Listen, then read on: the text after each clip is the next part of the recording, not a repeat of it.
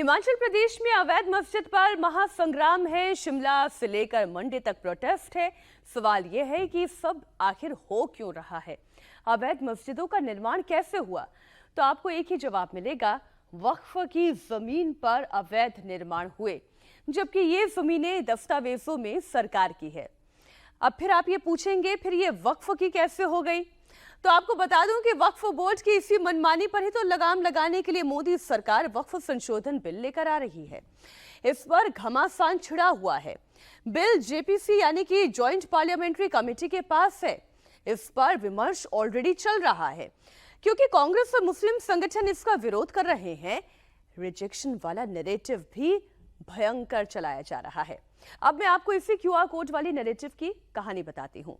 आपको बताऊंगी कि कैसे मुंबई से लेकर पटना तक और दिल्ली से लेकर लखनऊ तक मस्जिदों पर रिजेक्शन वाले क्यूआर कोड लगाए गए हैं। ये एक दस्तावेज आप चस्पा देख रहे हैं।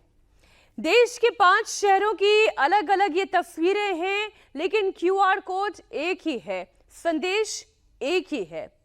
मस्जिदों पर लगे हुए क्यूआर कोड जो आप देख रहे हैं, राजस्थान के अजमेर में बकायदा कैंप लगाकर लोगों से क्यूआर कोड को स्कैन करने के लिए कहा गया है। उन्हें इसके जरिए वक्फ संशोधन बिल के विरोध में अपनी राय देने की अपील की गई है।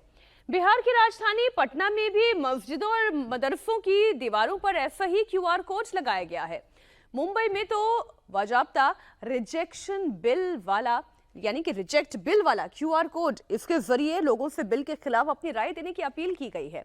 आप इससे अपील कहें या एक तरीके का मोमेंटम क्रिएट करने की रणनीति आप कहें, जो अलग अलग शहरों की ग्राउंड रिपोर्ट है वो कम से कम यही कहानी बयां कर रही है।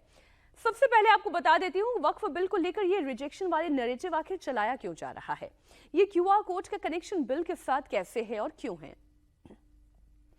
आपको बता दें, वक्फ बोर्ड की मनमानी पर लगाम लगाने के लिए मोदी सरकार ने लोकसभा में 8 अगस्त को एक बिल लेकर इस पर चर्चा के लिए इसे संसद के पटल पर रखा। इसमें वक्फ बोर्ड में संशोधन की बात की गई। जरा बड़े स्क्रीन पर आपको लेकर चलती हूं। बिल पर लोकसभा में बवाल मचा तो सरकार ने खुद इस बिल को जेपीसी के पास भेज दिया। अगले ही दिन यानी कि 9 अगस्त को स्पीकर ने जेपीसी का गठन कर दिया, जिसमें कुल 31 सदस्य शामिल हैं। उनमें 21 लोकसभा के सांसद हैं और 10 राज्यसभा के सांसद शामिल हैं। जेपीसी के गठन के बाद 22 अगस्त को इसकी पहली बैठक हुई और 7 सितंबर को चौथी मीटिंग हुई, यानी कि कुल 4 बैठकें हो चुकी है। जेपीसी ने बिल पर लोगों की राय भी मांगी है, मसलन कि आपको बिल कैसा लगा, आप इसके समर्थन में हैं या आप इसके विरोध में हैं। इसका आज अब आखिरी दिन है, इसकी आज लास्ट डेट है। अब इसी राय शुमारी को लेकर मुस्लिम संगठन आगे आ गए। वो ज्यादा से ज्यादा बिल के खिलाफ लोगों का समर्थन जुटाना चाहते हैं, लोगों की राय एकत्रित करना चाहते हैं और इससे आगे जेपीसी को भेजना चाहते हैं, और इसलिए क्यूआर कोड लगाया गया है। आज राय शुमारी का आखिरी दिन है। आज शुक्रवार है, यानी जुमे की नमाज है। मुस्लिम धर्मगुरुओं को मालूम है कि नमाज में बड़ी संख्या में लोग आएंगे, इसलिए मस्जिदों के बाहर बकायदा काउंटर लगाए गए। लोगों से क्यूआर कोड को स्कैन कर बिल के खिलाफ अपनी राय देने के लिए कहा गया। सबसे पहले आपको लखनऊ लेकर चलती हूँ। लखनऊ में मस्जिद के बाहर क्यूआर कोड लगाए गए हैं। ये QR code all India personal law board की ओर से लगाया गया। मस्जिद में जुमे की नमाज अदा करने के लिए आए लोगों से क्यूआर कोड को स्कैन करके अपनी आपत्ति दर्ज करने के लिए कहा जा रहा है। बड़ी संख्या में मुस्लिम समाज के लोग भी क्यूआर कोड को स्कैन कर रहे हैं और अपनी आपत्ति दर्ज करा रहे हैं।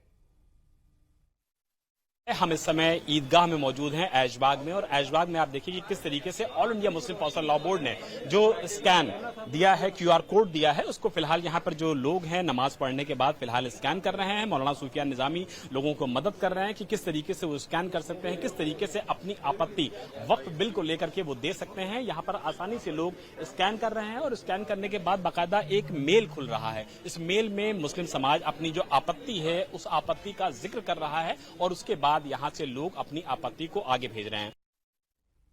आपने देखा कि कैसे लखनऊ के ईदगाह में बड़ी संख्या में मुस्लिम समाज के लोग क्यूआर कोड को स्कैन कर रहे हैं और अपनी आपत्ति दर्ज करा रहे हैं। उन पर all India personal law board और मौलानाओं की अपील का असर साफ देखा जा सकता है। तमाम लोग हमारे साथ मौजूद हैं, उनसे बात कर लेते हैं। भैया, आप लोगों ने क्यूआर कोड स्कैन कर लिया? जी जी जी कर लिया। क्या इसमें आप लोगों ने आपत्ति दर्ज कराई? किस तरीके से दर्ज कराई और डर किस बात का है जो आपत्ति आप लोग दिखा रहे हैं? डर इसी बात का है कि हम लोग की पुरानी जमीनें जिसके कोई कागज नहीं है, तो ये अगर ये लागू हो जाएगा वो जमीनें हम लोग से छिन जाएंगी, ये मतलब। तो आप लोग इसीलिए अपना विरोध दर्ज करा रहे हैं? बिल्कुल। सर, डर क्या है, किस बात का डर है? असल में इस बिल में तकरीबन 42 ऐसे पॉइंट्स है जिससे लागू होने से वक्फ की जो असल लू है, जो औकाफ वाकिफ की मंशा है, वो खत्म हो जा रही है। और भी हमारे साथ लोग, उनसे बात कर लेते हैं। सर, क्यूआर कोड आपने स्कैन कर लिया? जी। क्या उसमें आपने अपनी आपत्ति दर्ज कराई? हमने आपत्ति यही दर्ज कराई कि जो जैसे भी बिल लेके आए हैं, जो हमने अपनी कमेटी को भेजा है, उसमें यही है कि जैसे भी पास नहीं होना चाहिए, क्योंकि जो सरकार का कहना ये है कि हम भाई किसी भी, चाहे गुरुद्वारा ले लो, मंदिर ले लो, या किसी भी किसी भी चीज में ले लीजिए, उसमें किसी भी कम्युनिटी को इंक्लूड नहीं किया जाता।